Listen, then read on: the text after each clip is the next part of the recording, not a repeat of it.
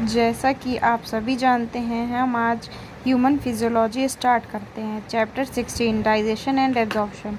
Human physiology का पहला chapter. Food is one of the basic requirement of all living organisms.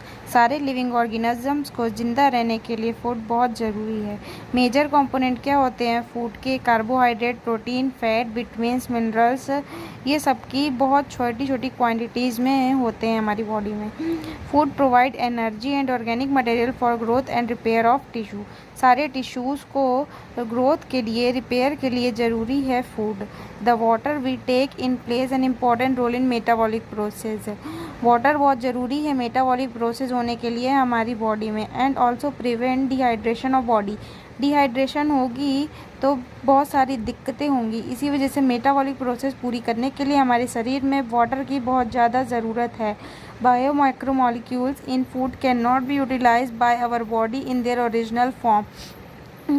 They have to be broken down and converted into simple substance into digestive system. जो बहुत complex चीज़ें होती हैं उनको छोटे parts में तोड़ देता है, यही डाइजेस्टिव सिस्टम कहलाता है। ठीक है। This process of conversion of complex food substance into simple absorbable form it is called digestion.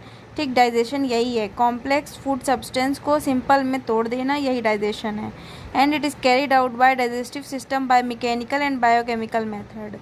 जो डाइजेस्टिव सिस्टम में काम होता है कॉम्प्लेक्स सब्सटेंस को सिंपल में चेंज करने का, ये मैकेनिकल और बायोकेमिकल मेथड कहलाती है। General organization of human digestive system is shown in figure 16.1। ये सब चीज़ें हम 16.1 से चालू करते हैं फिगर से। और डाइजेस्टिव सिस्टम को हम दो पार्ट्स में कंप्लीट करेंगे, एक एलिमेंट्री कैनाल से पूरा और एक digestive gland.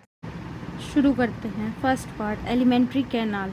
The alimentary canal begin with anterior opening the mouth. जो हमारा एलिमेंट्री कैनाल है वो स्टार्ट होता है सबसे शुरू के पार्ट से, माउथ से।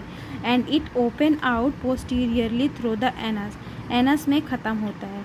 The mouth lead to buccal cavity. Mouth buccal cavity होती है, उसको ओरल कैविटी भी कहते हैं। The oral cavity has a number of teeth and muscular tongue. Oral cavity में टीथ होते हैं और मसल से बनी हुई एक टंग होती है। Each tooth is embedded in a socket of jaw bone. जो टूथ फिक्स होते हैं वो किससे फिक्स होते हैं? सॉकेट ऑफ जॉ बोन से। ठीक है। This type of attachment is called thecodont. जो ये टीथ हैं उनका अटैचमेंट एक दूसरे के साथ वो क्या कहलाता है? Thecodont. Majority of mammals including human being form 2 set of teeth during life. पूरी लाइफ में ह्यूमंस के 2 बार टीथ आते हैं। ठीक है। सेट ऑफ टेम्परेरी मिल्क और डेसिडुअस टीथ। जो लाइफ में पहली बार टीथ आते हैं वो टेम्परेरी मिल्क और डेसिडुअस टीथ कहलाते हैं, और फिर वो एक बार गिरते हैं उसके बाद दोबारा आते हैं, वो परमानेंट और एडल्ट टीथ कहलाते हैं। This type of dentition is called diphyodont. यही डेंटिशन को डाइफायोडोंट कहते हैं। An adult human has 32 permanent teeth. एक एडल्ट ह्यूमन का 32 टीथ होते हैं, और जो कि वो हेटेरोडोंट, अलग अलग तरीके के होते हैं, इसलिए उन्हें हेटेरोडोंट कहा जाता है। जो कि सबसे छोटे आगे के दांत होते हैं वो इंसाइजर कहलाते हैं। फिर उसके बाद कैनाइन आते हैं जो शेर की तरह होते हैं, चीरने फाड़ने के काम आते हैं। फिर उसके बाद प्रीमोलर आते हैं और उसके बाद मोलर आ जाते हैं। इन्हीं के ऊपर में अरेंजमेंट होती है टीथ की, और नीचे भी अरेंजमेंट होती है इन्हीं के टीथ की। ठीक है। ICPM और M के हिसाब से। ये डेंटल फार्मूला अगर हमको बनाना होता है तो 2 इंसाइजर होते हैं, फिर एक कैनाइन होता है, फिर 2 प्री मोलर होते हैं, और फिर 3 मोलर होते हैं। इसी तरीके से ऊपर और नीचे दोनों का अरेंज करा जाता है, और यही डेंटल फार्मूला कहलाता है। The hard chewing surface of teeth made up of enamel. जो टीथ की सबसे ऊपरी सतह होती है वो इनेमल होती है। Help in the mastication of food, जो कि फूड को चबाने में, मैस्टिकेट करने में काम आती है। The tongue is a freely movable muscular organ attached to the floor of oral cavity by frenulum। ठीक है। एक मसल की बनी हुई जो टंग होती है वो फ्री होती है, फ्री मूव करती रहती है इधर उधर, और वो फ्री ही होती है, ओरल कैविटी में होती है। The upper surface of tongue has called projection called papillae, some of beats taste buds. ठीक है। जो हमारा टंग होता है उसके ऊपर में प्रोजेक्शंस होते हैं, वो पेपिले कहलाते हैं, और ये टेस्ट बड भी होते हैं। The oral cavity lead into a short pharynx, ठीक है, ओरल कैविटी जाती है एक फेरेंक्स में। फेरेंक्स कॉमन पैसेज है जो कि फूड और एयर पास होने का, और उसके बाद फूड जो होता है वो ईसोफेगस में चला जाता है, और ट्रेकिया में सांस वाली जो नली होती है वो कहलाती है। यही होता है, फेरेंक्स से 2 पाइप जाते हैं, ठीक है। फिर कार्टिलेजिनियस फ्लैप कॉल्ड होता है एपिग्लॉटिस, जो कि वो ट्रेकिया के ऊपर लगा होता है ताकि खाना उस ग्लॉटिस में ना जाए, उससे प्रिवेंट करता है विंड पाइप को, ठीक है। The oesophagus is a thing, oesophagus बहुत थिन होता है, लॉन्ग ट्यूब होता है जो कि जाके स्टमक के जे शेप डायफ्राम में पहले मिलता है, उसके बाद जे शेप बैग का होता है स्ट्रक्चर स्टमक का, उसमें जाता है। मसल स्फिंक्टर होता है जो कि उस स्फिंक्टर को गैस्ट्रोओसिफिगल स्फिंक्टर कहते हैं।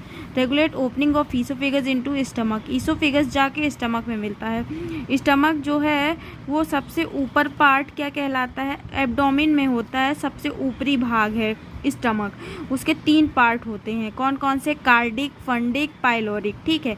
कार्डिक सबसे पहला है, फिर फंडिक है, फिर पाइलोरिक आ जाता है। फिर उसके बाद स्मॉल इंटेस्टाइन आता है। स्मॉल इंटेस्टाइन जो है वो 3 पार्ट में डिवाइड होता है, शी शेप ड्यूडनम में सबसे पहले, फिर उसके बाद middle portion jejunum and ileum. The opening of stomach in the duodenum is guarded by pyloric sphincter, जो स्टमक में पाइलोरिक स्फिंक्टर होता है जो स्टमक के बाद स्मॉल इंटेस्टाइन में ज्वाइन करता है। फिर उसके बाद इलियम ओपन होता है लार्ज इंटेस्टाइन में। स्मॉल इंटेस्टाइन के 3 पार्ट होते हैं, जिजनम, इलियम, हाँ, और लास्ट वाला ही इलियम होता है। तो वो क्या करता है, लार्ज इंटेस्टाइन में ओपन होता है। लार्ज इंटेस्टाइन के भी 3 पार्ट होते हैं, कौन कौन से, caecum, colon and rectum. Caecum जो है वो सबसे पहला होता है, वहाँ पर माइक्रो ऑर्गेनिजम्स पाए जाते हैं, ठीक है। और narrow finger like tubular projections, finger like projections होते हैं। बर्मीफॉर्म अपेंडिक्स जो होता है, वेस्टिजियल ऑर्गन जो होता है वो सीजम से ही जुड़ा हुआ होता है, arises from caesium. The caesium open into the colon, colon में होता है वो। फिर the colon is divided into 3 parts, फिर उसके बाद कोलॉन 3 तरीके के हो जाता है, असेंडिंग, डिसेंडिंग और transverse. The descending open into rectum with open through the anus, फिर जो डिसेंडिंग होता है वो रेक्टम से जुड़ा हुआ होता है और रेक्टम एनस से जुड़ा होता है।